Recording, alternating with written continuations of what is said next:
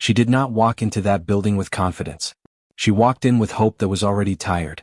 Her voice was soft, almost careful, as if she was afraid the air itself might reject her words. She was not asking for money.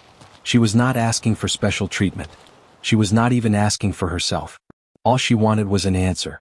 One small answer that might help her mother feel better tomorrow. But the world around her was busy. Shoes passed by. Screens glowed. Voices spoke over her head. And one by one, people decided not to hear her. Just when she was about to turn away, believing that silence was the final answer, something unexpected happened. Someone noticed. Someone listened. And one decision made in a quiet moment changed everything that came after. Stay with this story because what happened next proves that kindness does not need permission to be powerful. The building felt colder than the street outside, even though the doors had barely closed behind her. The smell of clean floors and medicine filled the air, sharp and unfamiliar. She paused just inside, fingers tightening around the worn strap of her small backpack, as if holding it together also held her courage in place. The room was full of grown-ups moving fast, voices overlapping, footsteps echoing like no one here had time to slow down. She took a careful step forward. Then another. Each one felt heavier than the last. She had practiced what to say the entire way here. In her head, the words sounded clear and brave. But now they crowded together, pressing against her chest. She lifted her chin, standing as tall as she could, though the counter still felt like a wall between her and the world on the other side. "Excuse me," she said softly. No one looked up. She swallowed and tried again, this time a little louder, forcing the sound past the tightness in her throat. "I just wanted to ask something. It is not for me." A tired voice answered without eyes ever lifting. "This is not a place for children." The words landed harder than she expected. She nodded quickly as if agreement might make them hurt less. Her fingers curled tighter around the strap until it burned. "I understand," she said, almost whispering now. "I will not take long." Still no one really looked at her. Papers shuffled. Keys tapped. Life continued as if she were invisible. She felt that familiar feeling then, the one she knew too well. The feeling of being too small to matter. Around her, people passed by, coats brushing her shoulder, their conversations floating above her head. No one noticed how carefully she was breathing, how she was trying not to cry because she knew crying would only make things worse. "I am sorry," she murmured, more to herself than anyone else. "I should not have come." She turned slowly, every step toward the door filled with doubt and fear. She told herself this was what she expected. That hoping had been a mistake. And that was when someone, somewhere behind her, finally paid attention. Her shoes barely made a sound against the floor as she moved toward the exit. Each step felt like a quiet apology, as if she were saying sorry for taking up space, sorry for believing someone might listen. The door ahead looked heavier now, taller than when she had walked in. She kept her eyes down, counting the lines in the tiles so she would not see the faces passing her by. She remembered her mother's voice from that morning, weak but gentle, telling her not to worry, telling her everything would be fine. The memory tightened her chest. She had promised herself she would try anyway, that she would not return empty-handed. Behind her, the desk returned to its rhythm. Screens glowed. Phones rang. No one called her back. No one asked her to wait. She stopped for a moment, her hand hovering near the strap of her backpack. Inside it were folded papers she did not fully understand and a small bottle that was already empty. She had carried them like proof, like if she showed them, someone would finally explain what to do next. But she never got the chance. "I knew this might happen," she whispered under her breath. Her words were barely there, carried away by the noise of the room. It was easier to accept disappointment when you expected it. A few chairs away, someone had been watching. He had been sitting quietly, focused on his own thoughts, when her voice cut through the busy air. Not loud. Not demanding. Just steady enough to be noticed by someone who was listening for more than noise. He looked up and saw her standing there, small and still, carrying more responsibility than a child ever should. He noticed the way she held herself, too careful, too controlled. He noticed the pause before she turned, as if she were bracing for something she already believed was inevitable. As she took another step toward the door, he felt something shift inside him. A question formed, clear and uncomfortable. If no one else was going to speak, what would happen if he did not either? The chair scraped softly as he stood, the sound breaking through the hum of the room. "Wait," he said. The word stopped her in place. She froze where she stood, her hand still hovering near the door handle. For a second she wondered if she had imagined it. No one ever called after her. Slowly she turned around, her heart beating so loudly she was sure everyone could hear it. The room felt different now, as if the air itself had shifted. The man who had spoken stepped closer, his movements calm but certain. He did not rush. He did not raise his voice. Yet somehow the space around him grew quiet. Conversations softened. Footsteps slowed. People sensed something without knowing why. She looked at him, unsure whether she was allowed to respond. Her eyes searched his face, expecting annoyance or impatience. Instead, she found something else. Attention.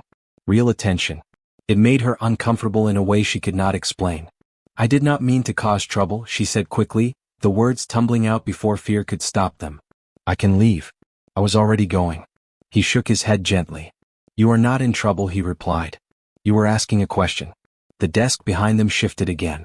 Someone cleared their throat. The quiet tension thickened. Rules lived here. Schedules lived here. Feelings did not. The man turned slightly, not blocking her path, not forcing her to stay. "You came all this way for a reason," he said. "That matters." She hesitated. Her fingers twisted together, knuckles pale. "I just needed to know something," she said, her voice barely above a breath. "That is all." He nodded, as if her words confirmed something he already knew. Around them, people watched from the corners of their eyes, pretending not to listen while doing exactly that. The balance had shifted and everyone felt it. The person behind the desk finally looked up fully now. There was surprise there, then discomfort. "This is not appropriate," the voice said, trying to reclaim control of the moment. The man did not argue. He did not raise his tone. He simply asked, "Why not listen first?" The question hung in the air, heavier than any rule. She felt it then, the strange pull of hope trying to return. It scared her more than disappointment ever had. Because if someone listened now, she would have to speak. The room seemed to narrow until it was just the three of them. Her, the man who had spoken up, and the desk that had felt so unreachable moments before. She shifted her weight from one foot to the other, unsure where she belonged now that she had been noticed. Being seen felt almost as frightening as being ignored. The man lowered himself slightly so his eyes were closer to hers, not towering, not pressing. "Take your time," he said quietly. "No one here is rushing you." She breathed in, slow and careful, the way she had learned to do when fear tried to spill out as tears. "My mom is sick," she began. The words felt heavy, like stones she had carried too far. "She has medicine, but it ran out. They said it costs more now. I just wanted to know if there is another way. Or somewhere we can wait." Each sentence came out small but steady. She did not cry. She did not beg. She simply explained, as if explaining was safer than hoping. The man listened without interrupting. His face did not tighten with impatience. It softened instead, and something unreadable passed through his eyes.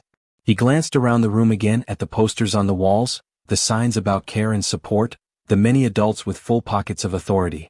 And then he looked back at her. "You did the right thing by asking," he said.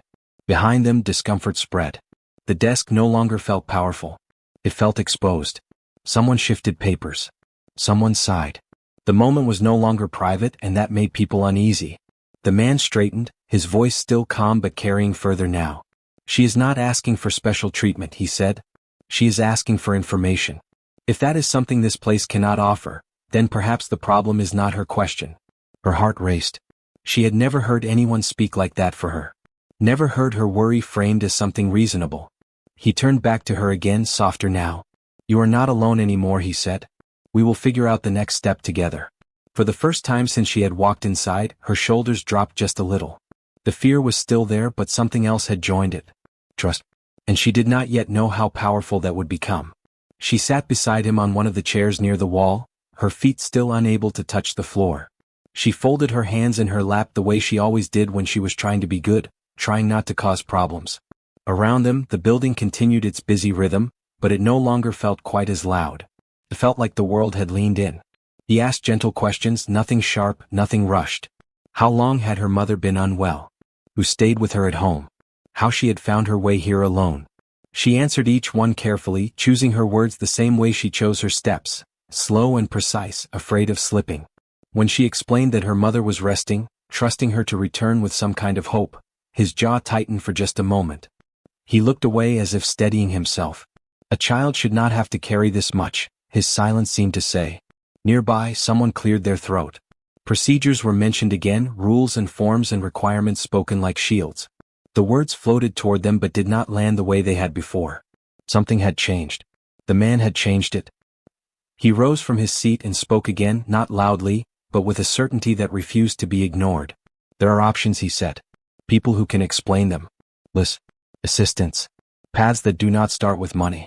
If they are not offered at the desk, then we find someone who will. The room grew still. Eyes turned. The weight of being watched pressed against her chest, but she stayed where she was. For the first time she did not feel the urge to disappear. He returned to her side and smiled just a little. You were brave to come here, he said. Braver than most adults I know. Her throat tightened again, but this time it was not fear. It was the strange, unfamiliar feeling of being protected. She nodded, unsure what to say, unsure how to hold something this fragile. Somewhere beyond the walls, help was finally moving closer. And she could feel it. They walked together down a quieter hallway, away from the noise and the stairs. Her steps were still small, but they were no longer hesitant. She stayed close to him, not because she was afraid, but because she trusted where he was leading. Doors opened that had seemed invisible before. Voices softened. Faces changed when he spoke, not with authority that demanded fear, but with assurance that invited cooperation. Someone finally sat with them and explained things slowly, kindly. Options appeared where there had been walls. Programs she had never heard of.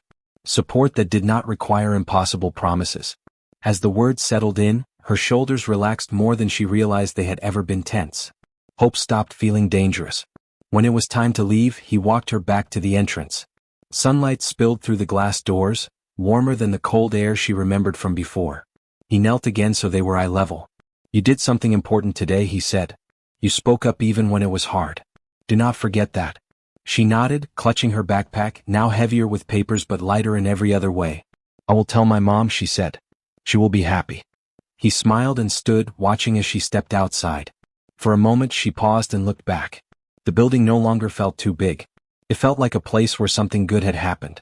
As she walked away, he remained there, knowing he had not just helped find answers. He had reminded a child that her voice mattered. And somewhere beyond those doors, a mother would rest easier, a future would shift quietly, and a small act of courage would ripple outward, changing more than anyone could see.